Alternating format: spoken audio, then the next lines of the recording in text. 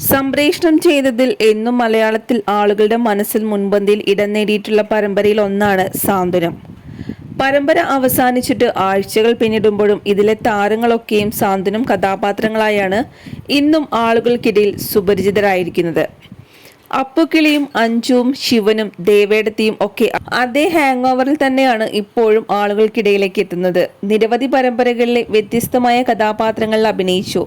എങ്കിൽ പോലും ആളുകളുടെ പ്രീതിയും സ്വീകാര്യതയും ഈ താരങ്ങൾക്ക് ഓരോരുത്തർക്കും ലഭിച്ചത് ഏഷ്യാനെറ്റിലെ സാന്ത്വനത്തിൽ എത്തിയതിൽ പിന്നെ തന്നെയാണ്.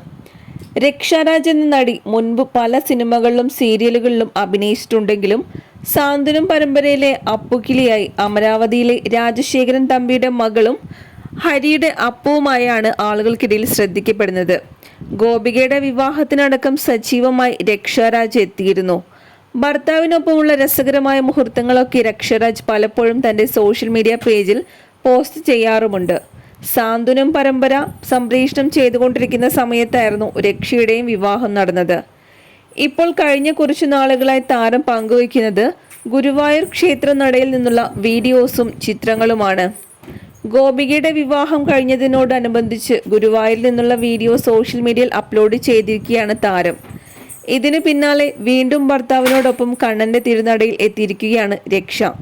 തന്റെ ആരാധകരോട് നിറപുഞ്ചിരിയോടെ കുശലം പറയുകയും അവരെ ചേർത്ത് നിർത്തുകയും ചെയ്യുന്ന രക്ഷയ്ക്ക് കൂട്ടായി ഭർത്താവ് ഒപ്പം തന്നെയുണ്ട്.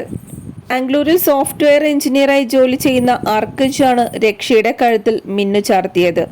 2022 ഇവരുടെ വിവാഹം കഴിഞ്ഞത്.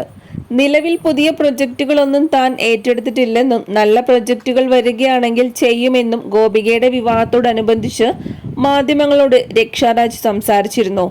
എന്നിരുന്നാൽ പോലും സാന്ത്വനം താരങ്ങൾ എല്ലാവരും ഒന്നിച്ചെത്തുന്ന ഒരു പരമ്പരയ്ക്കായി കാത്തിരിക്കുകയാണ് ഇപ്പോൾ പ്രേക്ഷകർ.